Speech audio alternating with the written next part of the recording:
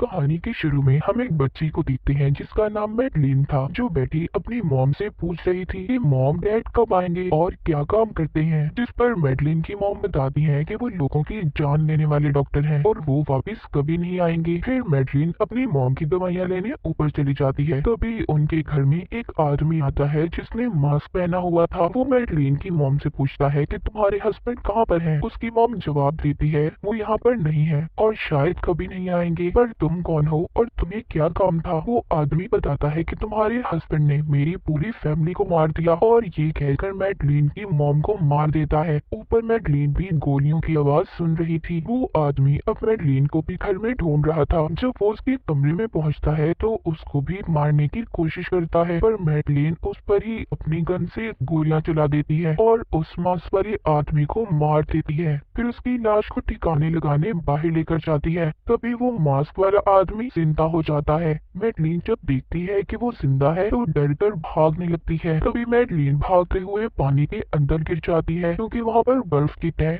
बहुत पतली थी। वो मास्क वाला आदमी जब ऐसे दिखता है तो काफी परेशान हो जाता है, और मैडलिन को ऐसे देखकर उसे अपनी फैमिली की याद आ रही थी कि वो कैसे तड़प तड़प कर मर गए थे। इसलिए वो वहाँ पर बर्फ की तह पर गोलियां चलाकर उसे तोड़ देता है, ताकि मैडलिन खुद आसानी से वहाँ से निकल सके। और फिर वहाँ से मैडलिन को बिना कुछ कहे चला जाता है। फिर हमें काफी सालों बाद का वक्त दिखाया जाता है। मैडलिन अब बड़ी हो चुकी थी, जो एक समंदर में तैर रही थी। फिर हम इस मूवी के मेन कैरेक्टर को देखते हैं जिसका नाम जेम्स बॉन्ड था, जो मैडलिन से कह रहा था कि तुम इतने वक्त से कहाँ पर थी। फिर जेम्स उसको अपने साथ एक होटल में लेकर जाता है, जहाँ पर दोनों वक्त गुजारते हैं। यहाँ पर जेम्स कहता है कि मैडलिन, मैं तुम्हें कितने वक्त से जानता हूँ, मगर मुझे आज तक तुम्हारी फैमिली के बारे में कुछ भी नहीं पता। तुम कहाँ से आई हो, कौन हो। मैडलिन कहती है मैं तुम्हें सब कुछ बताऊंगी, पर तुम्हें अपनी एक पुरानी दोस्त की कब्र पर जाकर पहले उसे माफ करना होगा,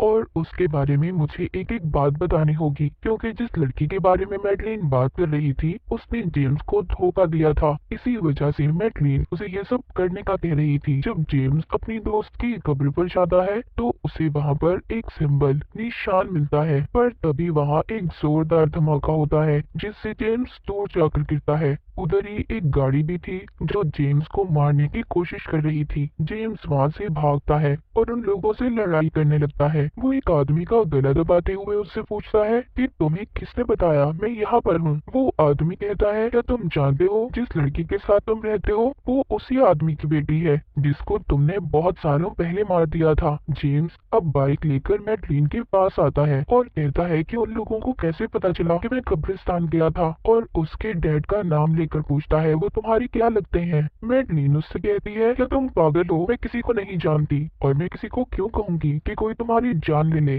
जेम्स को उस पर गुस्सा आ रहा था। वो मैडलिन को लेकर अपने साथ चला जाता है। तभी मैडलिन के फोन पर किसी की कॉल आई थी। जेम्स जब उस कॉल को सुनता है तो वो आदमी कह रहा था कि मैडलिन तुम्हारे ऊपर तो तुम्हारे डैड नाज कर रहे होंगे। तभी वहाँ पर बहुत से गुंडे जेम्स की गाड़ी पर हमला कर देते हैं, पर जेम्स की गाड़ी बुलेट प्रूफ थी, उस पर गोलियों का कोई असर नहीं होता। वो अपनी नई टेक्नोलॉजी वाली गाड़ी से उन गुंडों पर गोलियां चलाकर हमला कर देता है, जिससे काफी लोग मारे जाते हैं। वही मैडलिन को ट्रेन में सवार करता है और कहता है कि हम वापस कभी नहीं मिलेंगे। फिर हम कुछ सालों बाद देखते हैं एक कंपनी पर कुछ गुंडे हमला कर रहे थे जो बायोटेक्निकल वेपन्स हथियार बनाने का काम करती थी। वहाँ पर जो साइंटिस्ट था उसको एक आदमी की कॉल आती है जो कह रहा था कि अगर अपनी जिंदगी चाहते हो तो सब केमिकल्स को लेकर मेरे लोगों के साथ आ जाओ। फिर वो सभी लोग वहाँ से सारे केमिकल्स को लेकर साइंटिस्ट को भी साथ लेकर अपने बॉस के पास ले आए थे। उधर दूसरी तरफ जेम्स अपने एक पुराने दोस्त से मिलता है जो उसको अपने एक साथी से मिलवाता है, जो कह रहा था कि जेम्स हम जानते हैं कि तुमने अपनी कंपनी छोड़ दी है। दरअसल जेम्स उसी कंपनी में काम करता था जहाँ पर कुछ लोग साइंटिस्ट को पकड़कर ले गए थे। वो आदमी कहता है कि मैं जानता हूँ तुमने अपनी कंपनी को छोड़ दिया है, इसीलिए मैं चाहता हूँ तुम हमारा साथ दो, हमें तुम्हारी जरूरत है। वो बताता है कि तुम्हारी कंपनी के साइंटिस्ट को जिन लोगों ने पकड़ा है उन्होंने कंपनी से एक बहुत ही खतरनाक केमिकल को चुरा लिया है जिससे पूरी दुनिया तबाह हो सकती है। तुम्हें हमारा साथ देकर साइंटिस्ट को छुड़वाना होगा जो एक ग्रुप के कब्जे में है और वो दूसरे शहर में है। जेम्स अब अपने अगले मिशन पर निकल जाता है, पर जेम्स इस मिशन पर अकेला नहीं था, उसके साथ एक लड़की थी जो पहले भी इसके साथ काम किया करती थी। अब उस शहर में पहुंचकर जेम्स एक और लड़की से मिलता है जो इसकी दोस्त की साथी थी जिसने इसे मिशन पर भेजा था।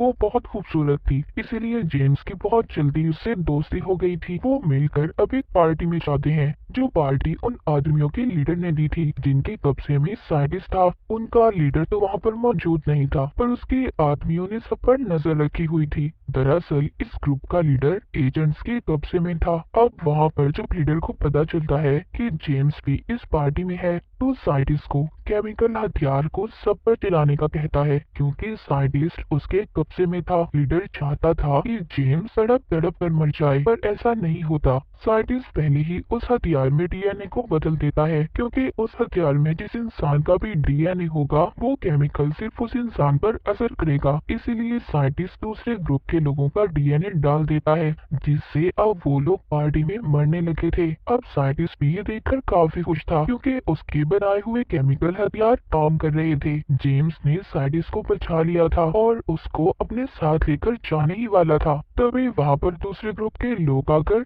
साइंटिस्ट को अपने साथ ले जाते हैं। वहाँ सभी ग्रुप्स की लड़ाई हो जाती है, जिसमें जेम्स का साथ उसकी दोस्त की साथी भी दे रही थी, जो सबको एक एक करके मार देती है। इन्होंने साइंटिस्ट को भी उन लोगों से छुड़वा लिया था। अब जेम्स के दोस्त की साथी उसको एक खुफिया दरवाजे का बताती है, जिससे अब वो वहाँ से साइंटिस्ट को लेकर निकल गया था। वो एक शिप में आ गए थे, जहाँ पर जेम्स का दोस्त और उसका साथी पहले ही मौजूद थे, जिन्होंने इसे मिशन पर भेजा था। जेम्स यहाँ पर लाकर साइंटिस्ट से पूछता है कि इस केमिकल हथियार का असल मकसद क्या है और तुम किसके लिए काम कर रहे हो। पर तभी यहाँ पर जेम्स का दोस्त इस पर अचानक से हमला कर देता है, क्योंकि ये भी अब तक जेम्स और अपने साथी को धोखा दे रहा था, क्योंकि ये किसी और के साथ मिला हुआ था। ये उस शिप में अपने साथी पर गोली चला देता है और शिप में धमाका करके साइंटिस्ट को अपने साथ प्लेन में ले गया था। अब शिप में धमाके की वजह से शिप टूट जाता है और डूबने वाला था,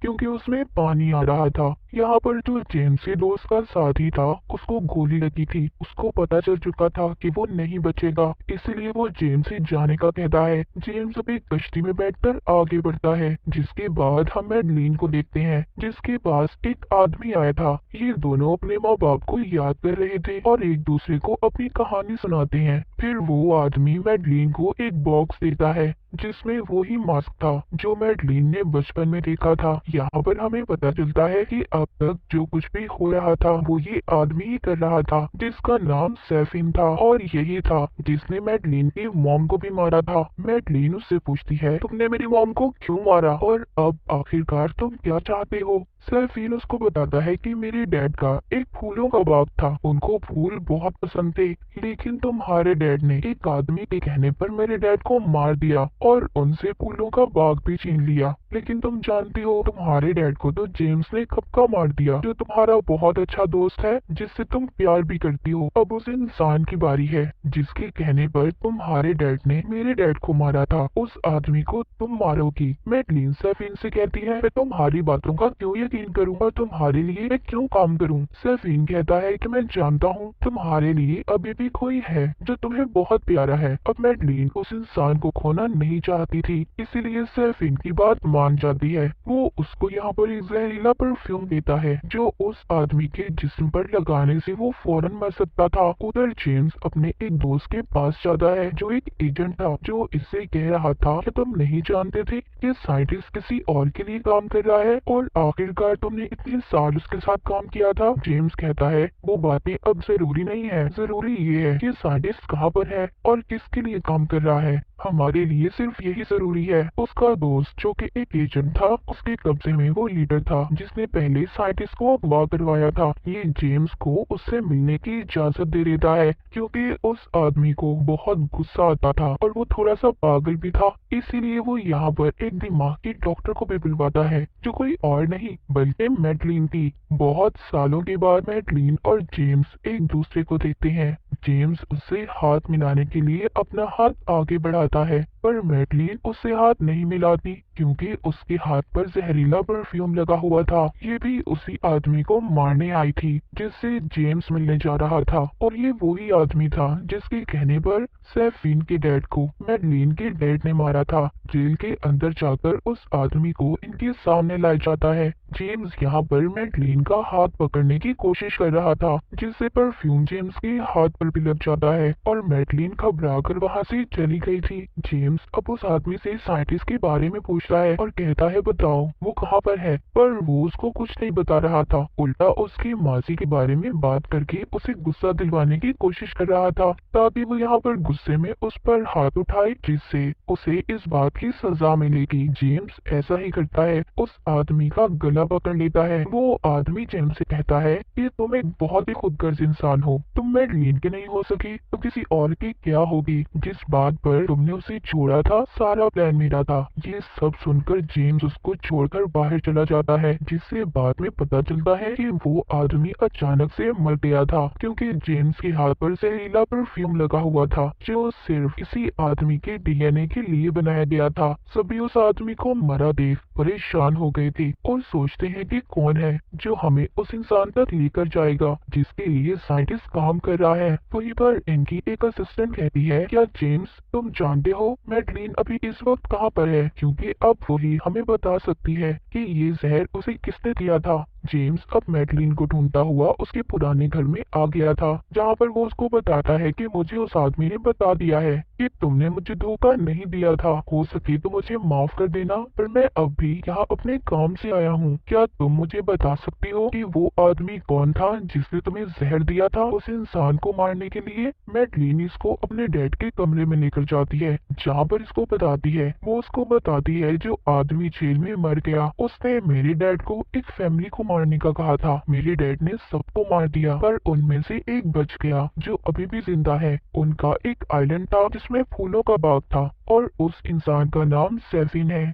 जो अभी भी जिंदा है। उसी ने मुझे वो जहर दिया था और उसकी इरादे कुछ ठीक नहीं है। वो उन्हीं पौधों में जहरीले केमिकल डालकर दुनिया को खत्म करना चाहता है और तुम्हारा दोस्त जिसने तुम्हें धोखा दिया था उन्हीं लोगों के साथ मिलकर काम कर रहा है। उधर ये मैडलिन जेम्स को एक छोटी बच्ची से भी मिलवाती है जो इन दोनों की बेटी थी, जिसके बारे में मैडलिन ने कभी भी नहीं बताया था। तभी उधर कुछ लोग आ जाते हैं। मैडलिन जानती थी कि ये सैफीन के गुंडे हैं क्योंकि वो नहीं चाहता था कि उसके आइलैंड के बारे में किसी को कुछ भी पता चले। जेम्स अपनी बेटी और मैडलिन को लेकर वहाँ से भागता है पर वो लोग इन पर हमला कर रहे थे। अब जेम्स जंगल की तरफ आ गया था। मैडलिन और अपनी बेटी को एक झोपड़ी में बिठाकर खुद उन लोगों से लड़ने चला जाता है। ये एक के बाद एक उन लोगों को मार रहा था। तभी इस लड़ाई का फायदा उठाकर सैफीन वहाँ से मैडलिन और उसकी बेटी को अपने हेलीकॉप्टर में बिठाकर ले जाता है। ये मैडलिन को अपना एक बाग दिखाता है जिससे दुनिया की आबादी को रोकने वाला था। वो अपनी फैमिली का बदला मैडलिन से ले रहा था, उसकी बेटी को उससे अलग कर देता है। यहाँ पर आइलैंड पर जेम्स और उसकी एक साथी भी पहुँच गए थे जिनके साथ जीपीएस लगा हुआ था। वहाँ पर आते ही जेम्स और उसकी साथी साइंटिस्ट को बंदी बना लेते हैं, पर यहाँ पर एक स्पीकर के जरिए सैफीन उससे बात करता है। जेम्स कितनी अजीब बात है ना, मेरे पास तुम्हारी दो मान्यतें हैं, क्यों ना हम बैठकर बात कर लें। अब जेम्स अपनी साथी के हवाले साइंटिस्ट को करता है और खुद सैफीन से बात करने जाता है। सैफीन के पास जेम्स की बेटी थी। वो उसे कहता है देखो मैं खून खराबा नहीं चाहता और तुम आराम से मेरे आदमी को मेरे हवाले कर दो, अपनी फैमिली को लेकर चुपचाप यहाँ से चले जाओ। और हाँ, अगर तुमने मेरे जहरीले पौधों को खराब करने की कोशिश की तो अच्छा नहीं होगा, मैं तुम्हें ऐसी मौत मारूंगा कि तुम सोच भी नहीं सकते। ये सुनकर जेम्स को बहुत गुस्सा आ गया था। वो सैफीन पर हमला कर देता है पर वो एक अंडरग्राउंड रास्ते से गायब हो गया था। अब खैर जेम्स किसी तरह मैडलिन और अपनी बेटी को ढूंढ लेता है। उधर साइंटिस्ट को भी जेम्स की साथी केमिकल वाले पानी में गिराकर मार देती है। उधर जेम्स को उसका एजेंट दोस्त बताता है कुछ हेलीकॉप्टर उस आइलैंड की तरफ आ रहे हैं। उन जहरीले पौधों को लेने। तुम्हें जल्दी उन्हें खत्म करना होगा। जेम्स मैडलिन और अपनी बेटी को अपनी साथी के हवाले करता है, जो उन्हें यहाँ से ले जाती है और उस आइलैंड पर मिसाइल से हमला करवाने का कहता है ताकि उस आइलैंड को तबाह कर सके। लेकिन जब सैफीन को ये बात पता चलती है तो वो बड़े बड़े डोम से उन्हें सील बंद कर देता है ताकि मिसाइल्स अंदर ना आ सकें, पर जेम्स उन्हें हटा देता है। अब यहाँ पर सैफीन और जेम्स की लड़ाई हो जाती है, जिसमें सैफीन तो मारा गया था, पर मरते मरते वो एक जहरीली दवा जेम्स के जिस्म पर लगा देता है, जो ऐसा जहर था कि जेम्स जिसको भी हाथ लगाएगा उस इंसान की मौत हो जाएगी। जेम्स का दोस्त उसको बताता है कि इस जहर का कोई एंटीडोट, कोई तोड़ नहीं है। अब वो वक्त आ गया था, जेम्स मरने ही वाला था। मरने से पहले वो मैडलिन से बात करता है और उसे बताता है कि वो उससे बहुत प्यार करता था, जिसके बाद आसमान की तरफ अपना चेहरा करके खड़ा हो जाता है। वो मिसाइल्स के आते ही उन जहरीले पौधों के साथ मारा गया था। ये देखकर सब बहुत दुखी हो गए थे। मैडलिन भी बहुत रो रही थी। जेम्स ने सबको बचाने की खातिर अपनी जान दे दी थी और जेम्स की इसी बहादुरी के साथ ये मूवी यहीं पर खत्म हो जाती है।